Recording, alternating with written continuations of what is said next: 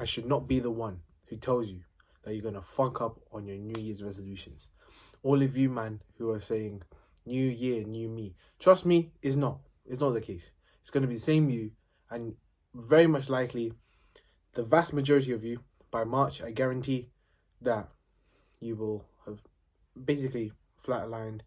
You will have not made true progress in your goals. Maybe in the beginning of January, you actually work on it, and then February, you think, oh, something happened, this happened, this happened. Something's going to happen, and by March, you're not going to even think about them. Then in December of that same year, 2023, for instance, this year, 2023, for instance, the one that's coming up next, you're going to see the same thing. Oh, I want to achieve this goal.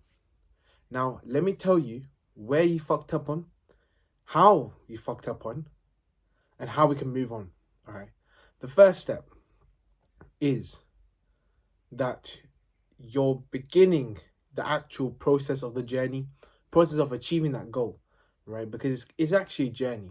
More so than it's just about getting results. It's more about the journey to getting the results that actually counts, that actually happens during the year, right? It's very common fucking sense. You are starting that on January the 1st, okay? Let me tell you why, my opinion, starting on January the 1st, things, or even starting on the month or the week, like after you've thought of an idea and you're starting, oh yeah, I'll start on next Monday. Trust me, that's the shittest thing you could have done, right, in that situation, right? Here's the reason why. Because firstly, you haven't got any momentum, right? Secondly, you're more likely in a position to procrastinate, as you already procrastinated right now by saying, oh, I will start it next year, rather than already beginning it. And third, right, all of it,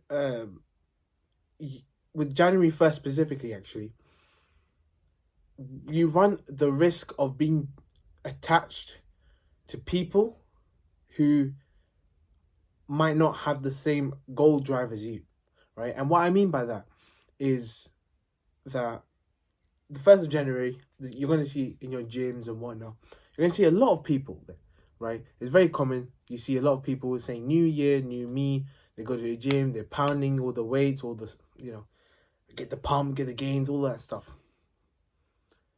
What happens in February?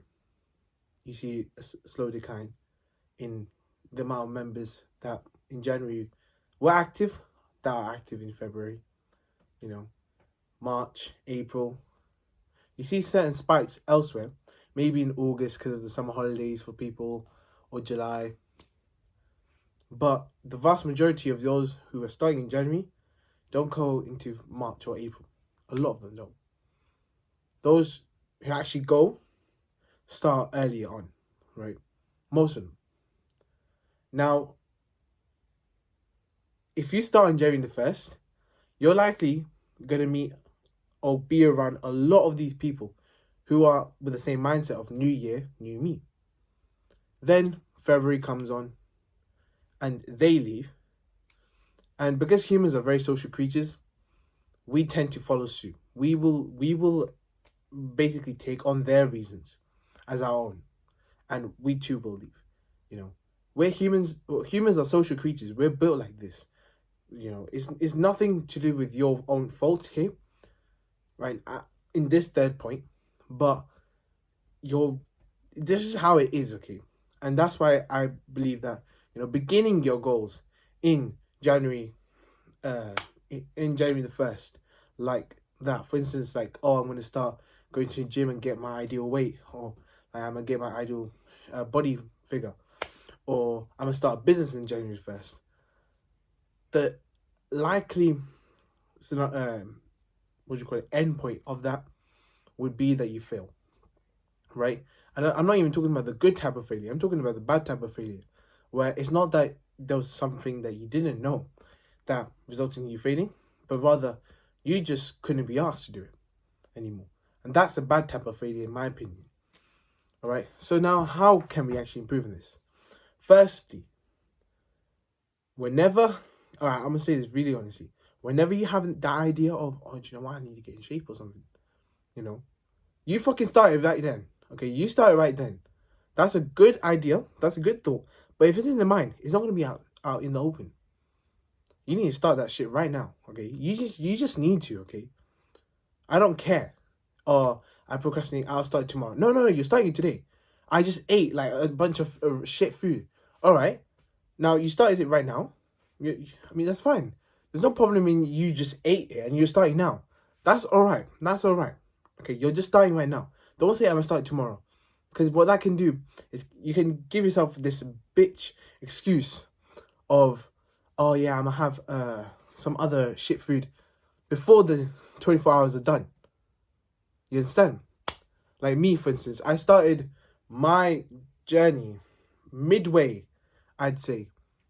Midway in August, I guess. Or whenever I filmed that video, right? I'm pretty sure it was not on the 1st or something. Likewise, I started my boxing thing, not on the 1st or anything. I had an idea. I was like, all right, tomorrow I'm going to go to the boxing gym. I'm going to get it in. Get it hitting. I go to another gym now. I know for a fact that I didn't start on the 1st or something. No, I started it whenever I felt the mind was like, oh yeah, do you know what? You need to actually increase on your strength and stuff. You don't want to lose all that muscle, you know. And as soon as that came in my mind, sorry, where was I? As soon as it's in my mind, you know, that actually I have to go to the gym to get some strength training. Best believe I actually went and did it. You know, actually it was in the morning that I thought of that idea, and the following evening, that same evening, I already did it.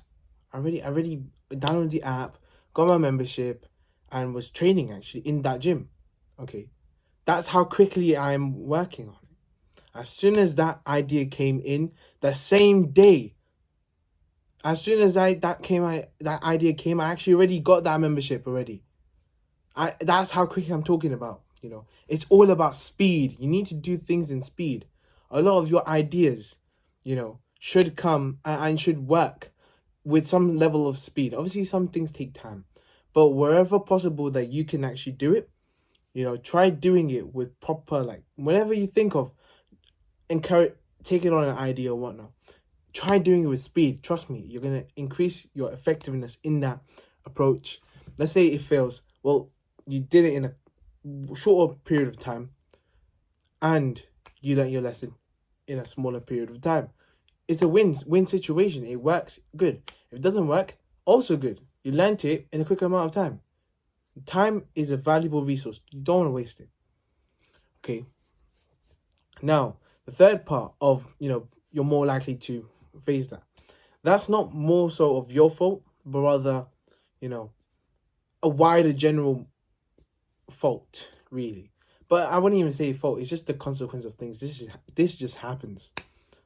And that's why I'll say this time and time again. You need to build up discipline. You really need to build up discipline. A lot of those moments you will have where you don't want to go. You just can't, you don't feel asked to go. You still go, you just go, okay?